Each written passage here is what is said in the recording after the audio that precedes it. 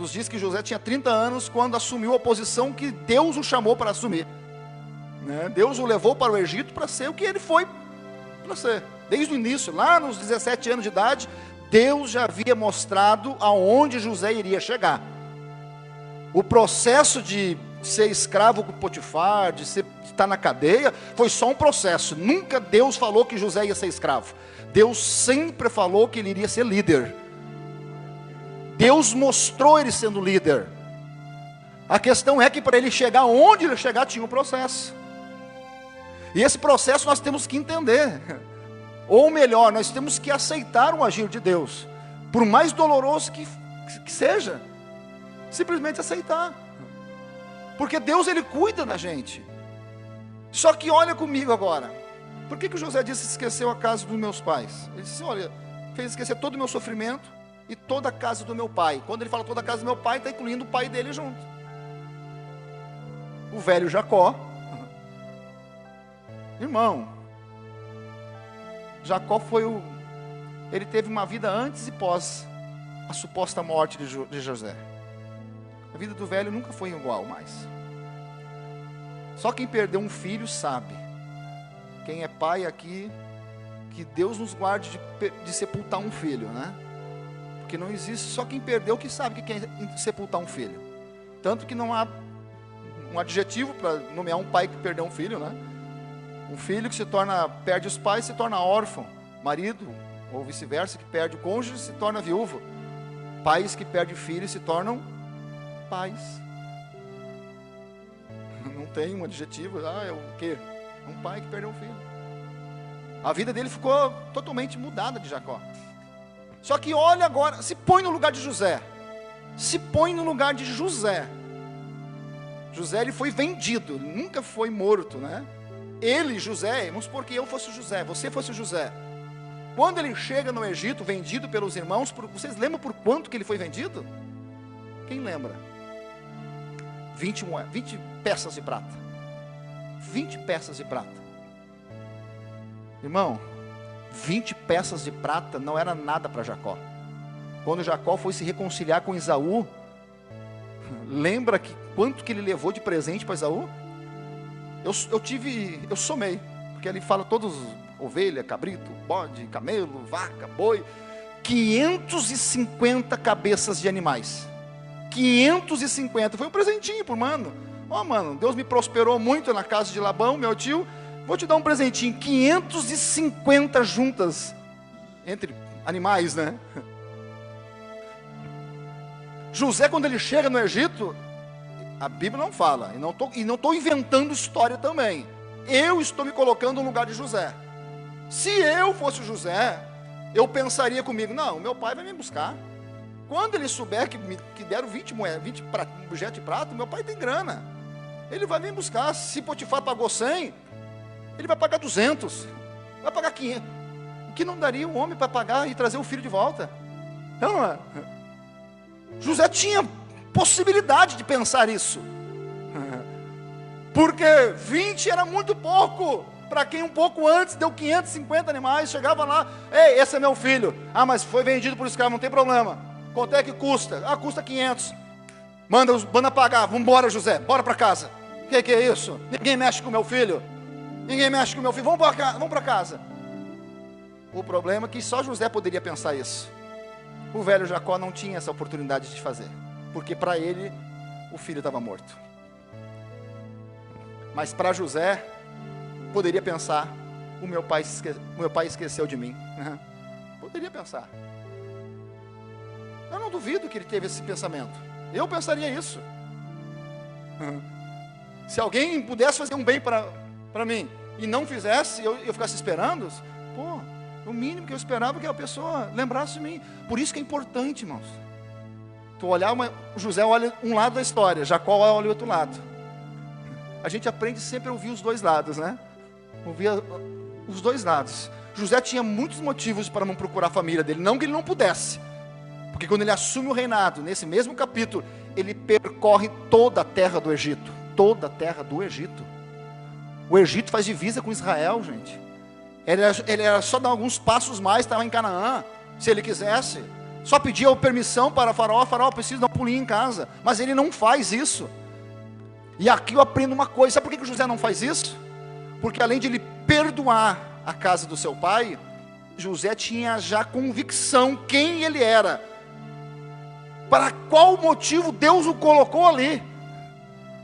Ele sabia por qual motivo Deus permitiu ele se afastar dos seus irmãos, se afastar da sua família. Por mais que fosse por um tempo de 21 a 22 anos, né? 17, assume com 30, 7 anos de fome, mais 2 de seca, 7 de abundância, mais 2 de seca, 22 anos. Né? José entendeu, e às vezes nós precisamos entender.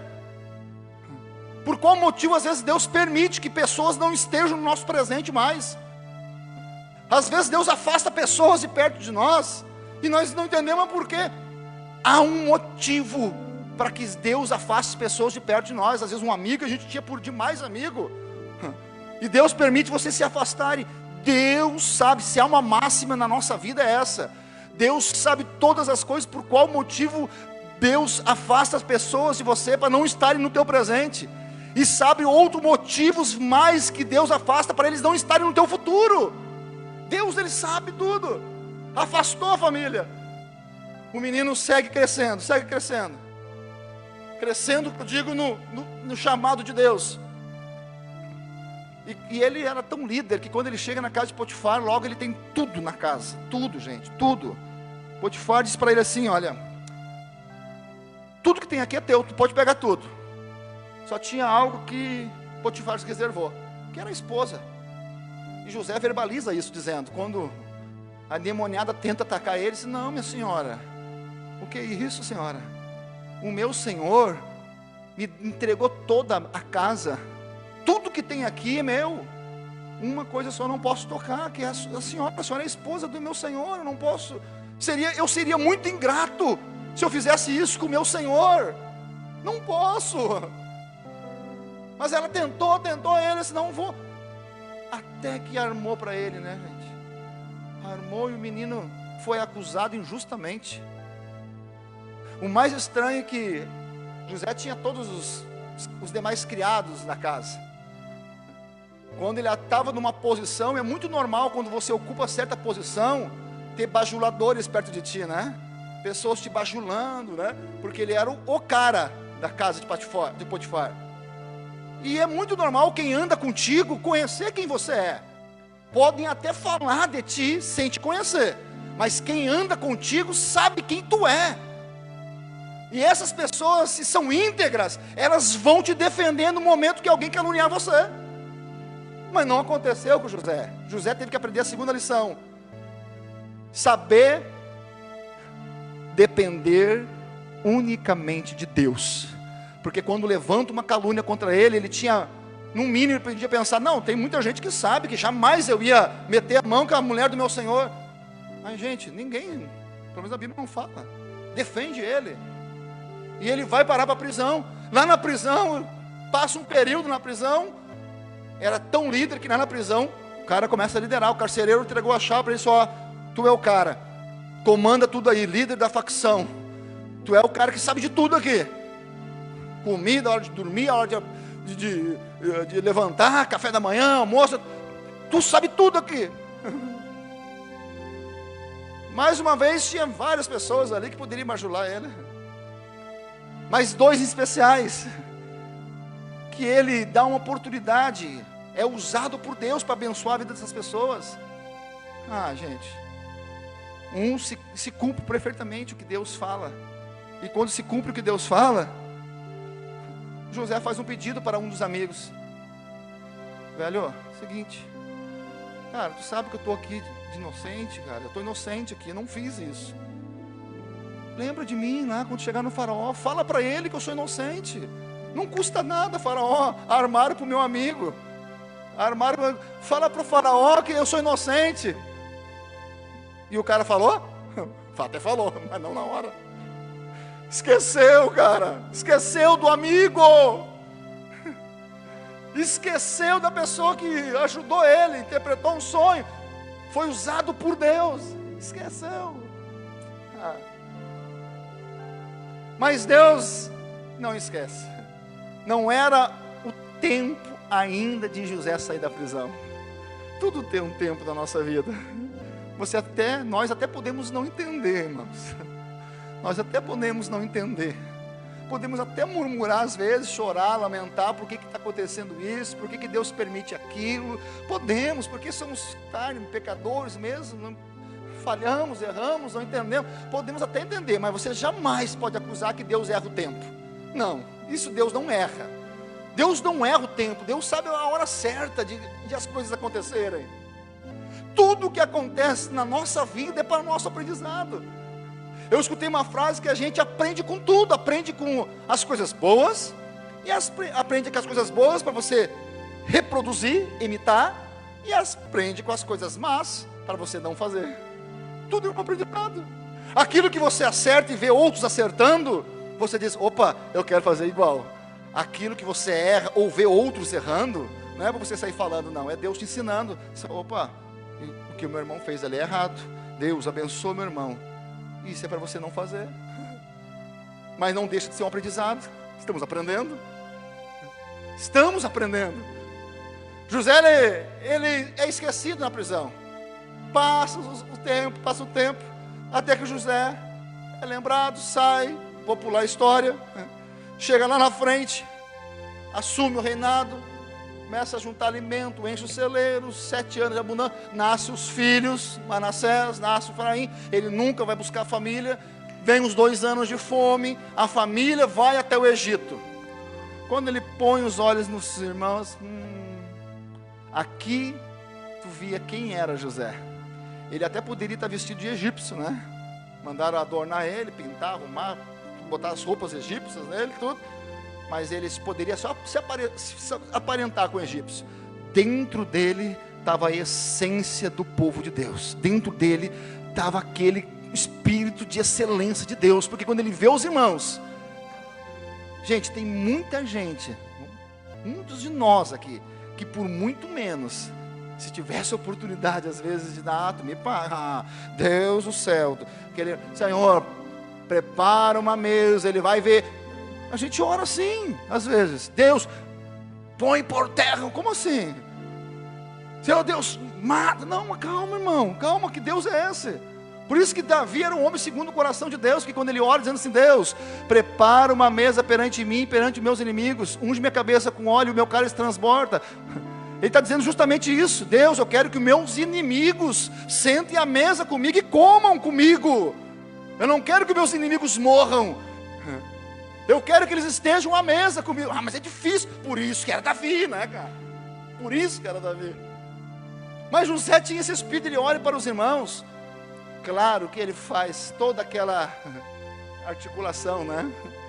Para que voltasse Benjamim uma segunda vez. E quando ele libera os irmãos, você conhece a história, ele articula uma maneira de prender Benjamim. E aí vem uma parte que eu achei maravilhosa na Bíblia. No 44:20 de Gênesis. Eu achei maravilhoso isso, porque quando eles estão voltando, ele faz aquela armação toda, bota um cálice dele dentro do cesto de Benjamim. E aí a proposta de José é a seguinte, ó, sumiu um objeto da minha casa. Só pode estar com vocês. Se eu achar na sacola de alguém, aquele que eu achava vai ser meu escravo. Ele sabia que estava na sacola de Benjamim. Deus estava usando ele para provar e se revelar o fato que eu vou narrar agora. Quando ele começou a abrir, do mais velho ao mais jovem, abriu todos. Quando abriu a de Benjamim, a taça estava lá. José, não, tudo bem. Você é nosso escravo, os outros podem ir, você vai ficar como escravo. Aí Deus me dá uma lição aqui, sabe por quê? Quando isso acontece, Judá diz, Senhor, meu Senhor, permita eu falar contigo, eu sei que tu está no lugar de Faraó, eu não posso direcionar minha palavra a ti. Está falando com o irmão, né? Sem conhecer, é claro. Mas me permita eu falar contigo, me permita. Deixa eu te contar uma história. Nós temos um velho pai que está com 130 anos de idade. já teve um irmão desse, 44:20, desse menino aí, que foi morto. Olha só, 22 anos depois, os camaradas já estão acreditando na mentira que eles inventaram. Ninguém melhor do que Judá sabia que, ou poderia até ter certeza, né? Poderia até ter a dúvida se o José estava morto ou não, mas a certeza jamais. Só que como ele verbalizou uma mentira, e aquela mentira se repetiu por 22 anos, já estava verdade para ele, já era uma verdade. Ele disse assim: olha, nós temos um irmão desse, de Benjamim, e ele morreu, e se meu pai perder esse também, ele não vai resistir. Daí Judá faz uma seguinte proposta: deixa Benjamim, e eu, Judá, fico como escravo. Parece que não quer dizer nada isso, né? Agora acompanhe o raciocínio comigo. Lá em 37 de Gênesis, quando José chega, eles lançam ele no poço. A ideia primeiro era: vamos matar o sonhador, lembra, né? Vamos matar José. Daí Rúben, o mais velho, disse: não vamos botar sangue nas nossas mãos, não vamos matar. Só que os irmãos estavam muito agitados ali, né? Não, porque você é um orgulhoso, é um invejoso, ele não vamos matar, não. E aí Rúben, para aplacar os irmãos, disse o seguinte: não, vamos lançar no poço, porque a ideia do Rúben é assim: não, lança ele no poço. Estava seco, era esperar baixar a poeira, os irmãos se acalmarem, Rúben ia tirar ele do poço e levar para o pai. Está escrito justamente assim como estou te narrando. A ideia de Rúben era levar o irmão para o pai. E Rúben se afasta por um momento. Quando Rúben se afasta desse cenário, os medianitas vêm vindo. Quem é que faz o plano de vender o irmão como escravo? Judá. Judá diz o seguinte: ei, vamos fazer o seguinte, vamos vender nosso irmão como escravo. É mesmo, vamos vender. Quanto é que vocês pagam? 20 moedas, estava em 10. 20 peças, 2 peças de prata para cada um. Vamos vender. Judá faz a proposta de vender. 22 anos, vendeu o irmão como escravo. 22 anos depois, Judá está dizendo assim: ei, deixa ele e me leva eu como escravo. Sabe o que eu aprendo com isso? Que na nossa vida, ora nós semeamos, ora nós colhemos. É uma máxima que você não pode negar. Não pode negar. Nós não somos obrigados a semear, não somos. Mas tudo aquilo que semear, segundo o que está escrito nesse livro que tu carrega e lê, tudo aquilo que nós semearmos, nós vamos colher, cara. Tudo. Claro que aqui ele está colhendo algo ruim, mas lembra-te também das boas sementes que tu já semeou, viu? Lembra das boas sementes que você já semeou. Lembra daquilo que você já fez na vida de alguém, aquilo que já fez pela obra de Deus, pelos missionários. Ah, mas Deus, eu ajudo, eu faço, eu estendo a mão e parece que nada acontece. Calma, tudo que você semear, Deus vai recompensar na tua vida. Não é uma barganha, não é Deus, vou te dar para te... não, é automático, vai acontecer. Passa-se 22 anos, o mesmo Judá que disse: venda como escravo, agora Judá está dizendo assim: ei, deixa ele e me pegue eu como escravo. E aí José não aguenta quando vê aquilo. A Bíblia diz que daí quando chega no início do próximo capítulo 45, José diz assim: para com tudo isso. Todo aquele sentimento que estava no coração de José, Deus é tão perfeito que Deus queria unir uma família, Deus queria curar uma família, Deus queria dar um sonho para um velho de 130 anos que pensava que o filho estava morto. De repente o velho diz: meu coração não aguenta mais, é verdade isso que eu estou vendo, né? Deus queria surpreender a vida daquela família, a ponto de José disse assim: ei, para. Os começaram a se culpar: eu sou José. Quando eles olharam, disse: não pode, eu sou José, lembra do sonho? E eles ficaram com medo. Disse: não tema, não temas, não tenha medo. Não fosse vocês. Olha o que é a pessoa que entende o plano de Deus, irmãos. A pessoa que entende o plano de Deus, ela glorifica a Deus, seja onde estiver. É difícil, claro, ele falou que Deus fez esquecer da família e do sofrimento que ele teve na terra. Foi difícil? Foi. Não foi vocês que me venderam. Deus, pelo um grande livramento, me enviou na frente de vocês. Eu fui enviado na frente. Já passou-se 7 anos de fome, 7 anos de mudança, 2 de fome. Vai vir mais 5 ainda. A terra não vai produzir, mas pode buscar Paim, buscar todo mundo lá, os filhos, os netos, todo mundo. Eu vou dar a melhor terra do Egito para vocês. Vocês ficam em Gozen, no delta do Nilo, assim. Vão plantar, vai ter comida para as ovelhas, para as vacas, para os bois. Vão produzir, vocês vão ficar o tempo que quiser. E até por sinal ficaram um tempo maior do que era permitido. Por isso que viraram escravo, é outra mensagem, né? Porque se tivesse ficado o tempo necessário, não tinham ficado escravos no Egito por 400 anos, né? Mas quiseram ficar além do que Deus permitiu. Era para ficar 5, ficaram 400. Mas Deus uniu, alegrou eles. Ele só esperou a família toda, só precisou viver o processo. Que Deus, Ele é Deus soberano. Põe-se em pé em nome de Jesus. Quero orar por você.